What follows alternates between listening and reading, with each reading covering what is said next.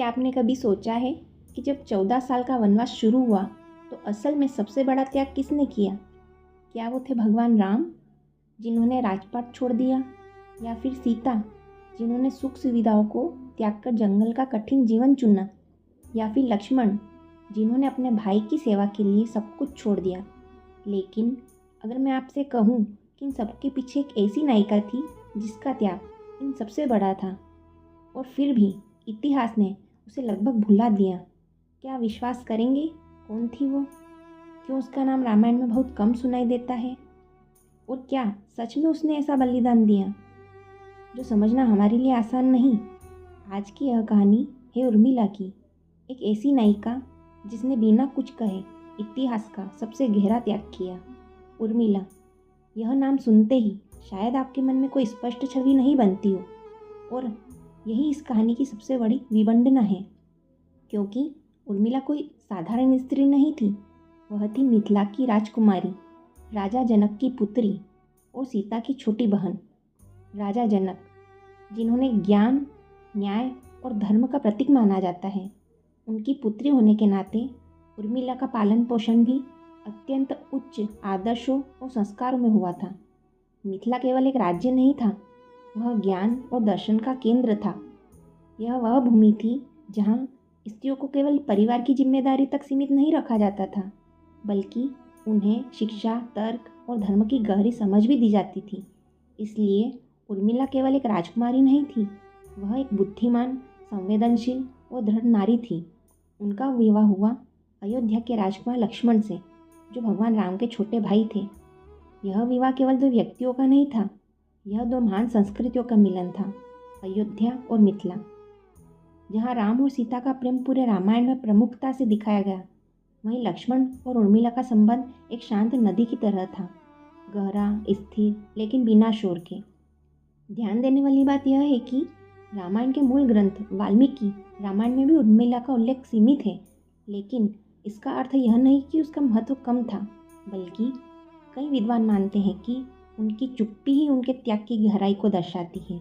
कुछ अन्य ग्रंथों और लोक कथाओं में उर्मिला के चरित्र को विस्तार से बताया गया है, जहाँ उन्हें एक ऐसी स्त्री के रूप में दिखाया गया है जो परिस्थिति को समझकर अपने व्यक्तिगत सुख को त्याग देती है।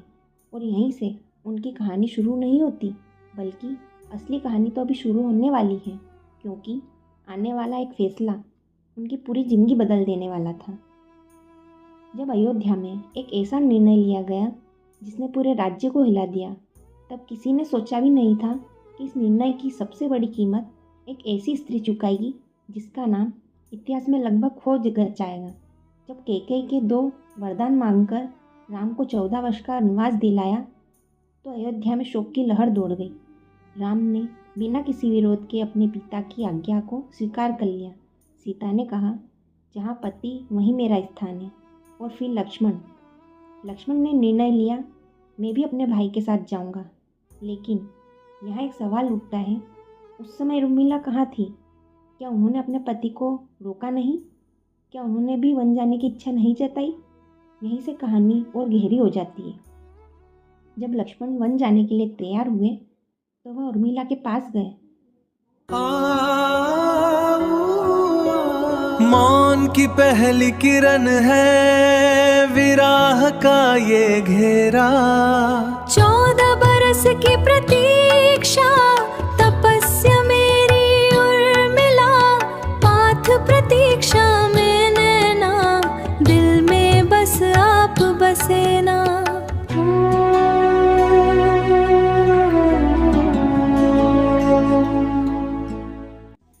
यह एक ऐसा क्षण था जहाँ कोई भी पत्नी अपने पति को रोक सकती थी, रो सकती थी, विरोध कर सकती थी, लेकिन उर्मिला ने जो किया वह असाधारण था।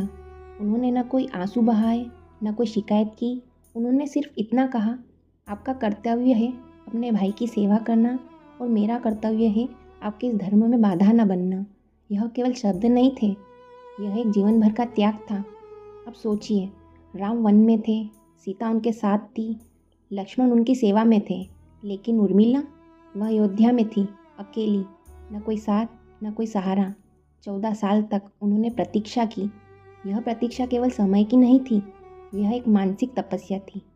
अक्सर एक कथा सुनाई जाती है कि लक्ष्मण ने 14 साल तक नींद त्याग दी और अपनी नींद उर्मिला को दे दी। लेकिन सच क्या है? मूल ग्रंथ वाल्मीकि रामायण में इस नींद हस्तांतरण को स्पष्ट उल्लेख नहीं मिलता। यह कथा मुख्यतः लोक कथाओं और बाद के साहित्य में प्रचलित हुई। इसका अर्थ यह नहीं कि उर्मिला का त्याग कम हो जाता है, बल्कि वास्तविकता यह है कि उन्होंने बिना किसी चमत्कार के, बिना किसी प्रसिद्धि के एक सामान्य इंसान की तरह सबसे कठिन त्याग सहा, और शायद यही बात उन्हें महान बनाती है। रामायण में हर पात्र की महिमा का वर्णन है। राम मर्यादा पुरुषोत्तम, सीता पवित्रता का आदर्श, लक्ष्मण सेवा और त्याग का प्रतीक। लेकिन उर्मिला, उनकी कहानी इतिहास के किनारों पर छूट गई।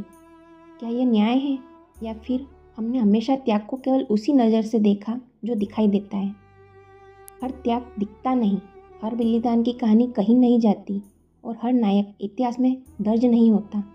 आज जब दुनिया दिखावे से भरी है, उर्मिला का मौन त्याग हमें याद दिलाता है कि सच्ची महानता शोर नहीं करती। तो अगली बार जब आप रामायण की कहानी सुने तो एक पल रुककर सोचिए, क्या हम एक अधूरी कहानी सुन रहे हैं? क्या हमने एक ऐसी नायिका को भुला दिया जिसका त्याग सबसे गहरा था? अगर इतिहास बोल पाता तो शायद वह कहता, रामायण केवल राम की नहीं, उर्मिला की भी कहानी है। अगर आपको हमारी वीडियो पसंद आई हो तो वीडियो को लाइक और चैनल को सब्सक्राइब जरूर करें। जय श्री राम।